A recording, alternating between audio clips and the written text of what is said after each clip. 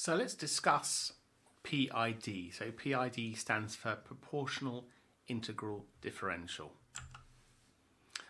So once again, let's think about a simple feedback controller. And the idea is we've got a plant for what you want to control. And it's got some kind of input coming into it. And because we want to use feedback control, because we want to make things robust against things we don't know about the plant, and robust against disturbances, what we do is we have a feedback path. So we're feeding back what the output is, and we're comparing it with a reference value, and we basically drive the system according to the error. Now we could directly drive the error into the plant, right? So we could just have a CS equals 1, and that's not doing anything at all. But actually it's beneficial if we do a bit more than just having a scaling of a gain, or in fact if we just have a unity there at all. So by putting this block in front of the plant, we can kind of map what this error signal is to a better representation of what we should be using to control the plant. And designing the controller, in this particular case, is going to be come down to designing a PID controller, which basically again comes down to designing the controller with a gain on a proportional path, a gain on a differential path, and a gain on an integral path. Now, as always, when we're using feedback, we have to be careful that we don't end up with positive feedback. So we have to be careful and make sure that we design it appropriately so the system doesn't go unstable. So what should the controller be, right? So basically it's something which is going to, first of all, what do we want it to do? We want it to improve the dynamics of the system. We want it to get to its target value faster. Maybe if it was an arm, we want it to move straight there without overshooting, no oscillation, and with low steady state error. So we don't want it to, almost get there and then stay a little bit away always from where it is. We want to do something about that as well. So let's think about what a PID controller looks like in terms of its pathways. So it's, I say mathematical algorithm, it's really it's a system that we put in front, or it's a signal processing block that we put in front of the process in between what the error is from our feedback and what the input to the process is. And it consists of 3 parts, basically, all of which, again, like I said, I put in the forward path to process the error in different ways and get things to actually behave a bit better than they would otherwise. All of these 3 pathways, this proportional path, an integral path, and a differential path, will have different effects. But we notice, even though they're all in parallel, we add them together in a linear fashion and then just pass them forward into the process plant. So let's think about the different path terms. First of all, starting off with the proportional term, the P term. And basically that's just a gain. So it's just, what we've talked about before when we had a block which was a scaling factor in front of a process, like assumed by the root locus kind of model.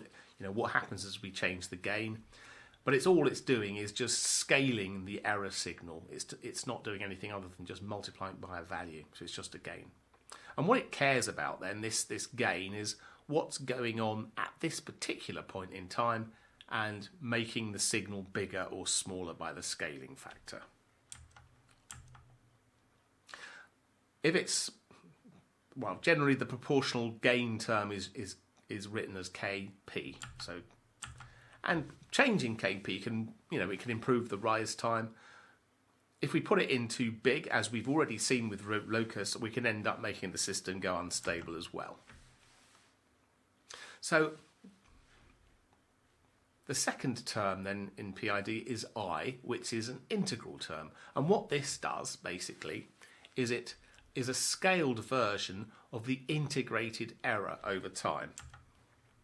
So it's adding up all the error that's ever happened if it was an integral from from current to minus infinity, it would be adding everything up. It's adding up all the effects of error that there's been in the past. Now, because it's adding, and it's adding up with signed numbers, you can imagine that it can actually cancel things out as well. If it did a lot of stuff wrong one way round and a lot of stuff wrong the other way round, that will effectively cancel out the error after a while anyway. Quite often, though, we limit the actual range of these actual integrators, so it's generally not going to be a perfect integrator anyway, be a bit more like a low-pass filter.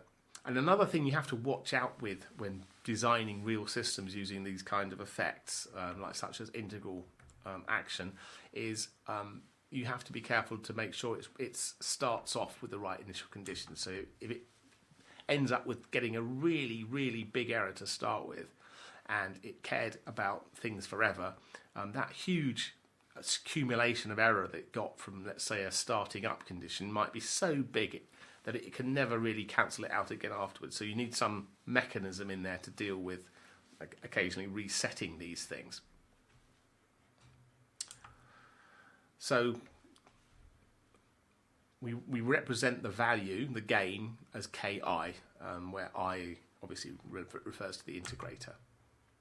Now, the good thing about having this integral of the error is it's trying to eliminate steady state effects. If something was off a little bit in a positive direction, say, for a long time, even though that tiny little error wouldn't necessarily have much effect on its own to the process, to the plant. If you start adding this thing up over lots of time periods, or over a long time period, then it starts adding up, integrating to a big value, which will finally have an effect on the system. So that's the way to think about it. And like I said, this effectively can be used to reduce steady state error in the system. So the D term then is a derivative term. And what this is, it's not just looking at the error, it's not integrating it, it's actually differentiating it. And the way to think about this then is, if we think about, what's it doing in terms of what the system's doing, it's kind of almost like making a prediction of what's happening in the future, right? So it's looking at the gradient of the error, and it's going to be scaling up according to what it thinks, how it thinks the error's going, right? We call this KD for differential, and generally it will. It improves settling time and stability of the system. So it's quite easy to write down the time domain representation of what these three paths do. We can easily do that. So if we've got an input coming in, the E, what's the output coming out? Well, if ET is going to be our input, then we've obviously got a term KET corresponding to the proportional path. We've got a term Ki, ET, dt integrated. So we have an integral of the error multiplied by the integral gain, and we have a Kd, which is a differential gain multiplied by the differential of the error. So a direct path just scales the error as it is. An integral path, which is basically integrating the error over a time period and multiplying it by its gain, and a differential path which actually differentiates the error and multiplies by its gain. So we add these three things up, and that's just depicting error coming in and basically the control coming out.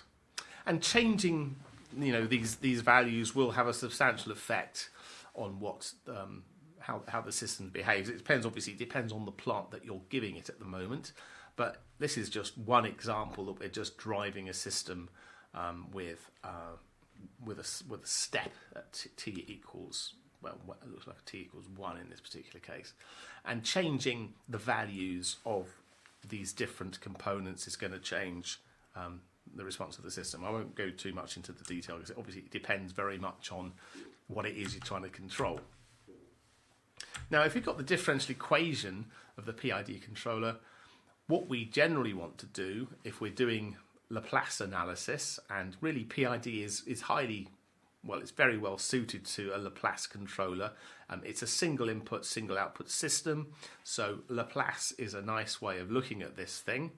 We'll see later that there's better ways of doing these things with multiple input, multiple output systems. We'll come across that in state space.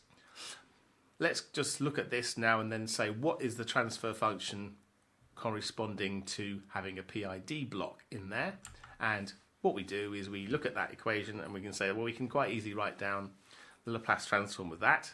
And since we're interested in transfer functions, we don't care about initial conditions. So therefore, little u of t goes to capital U of s. Kp e of t goes to kp capital E of s. Ki integral et dt goes to ki capital E of s divided by s. And kd d dt goes to kd s E of s. And we can factor out the E of s, and we end up with quite a relatively simple expression. Dividing both sides by the error term, which is the output, we can then see what the transfer function is. So U of s divided by E of s is going to be just kp plus ki over s plus kd times s.